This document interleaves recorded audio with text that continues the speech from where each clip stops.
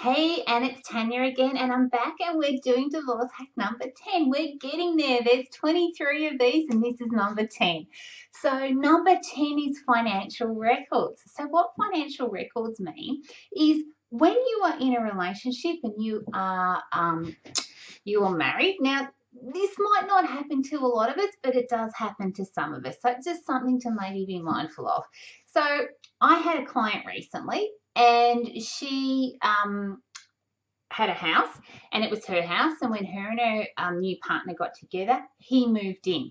And now when he moved in, what happened was he was contributing to the household's amenities, the food, all of those sorts of things. What you want to do is, if this is your second relationship or you're an older person, and you could be about my age, so starting a new relationship, what you want to do is make sure, if you're already financially sound and you have some assets, you want to continue to pay those bills.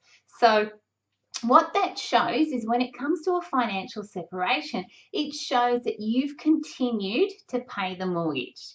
That's what you want. You want to be able to prove that that mortgage has come out of your bank account.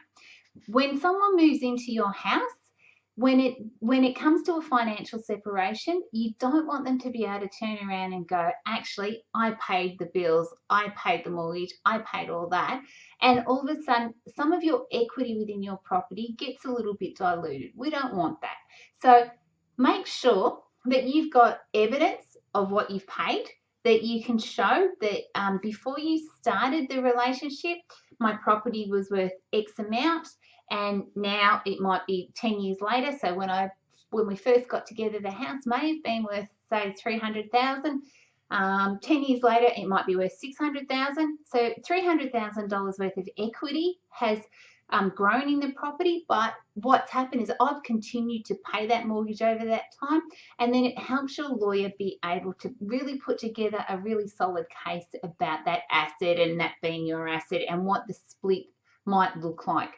So we've had a client like this recently, and it's been able to make quite a difference to what we've been able to prove. So you want to make sure, as I said, that you've got all evidence.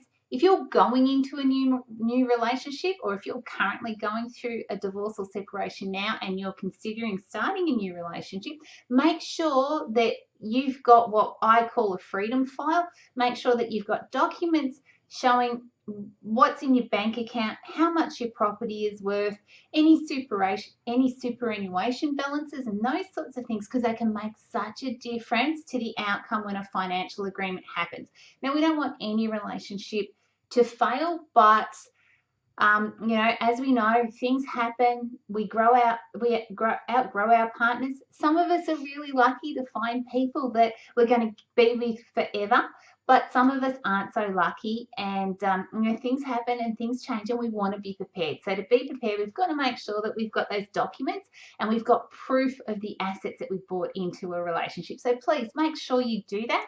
And even if you don't have it right now, but you can go into the bank and get some copies, consider doing that. Go and get some evidence and make sure that you've got something to be able to prove what you've contributed, how you've continued to pay the bills, and it's all come out of your bank account rather than a joint bank account. All of that can make such a difference when we're talking about a financial agreement.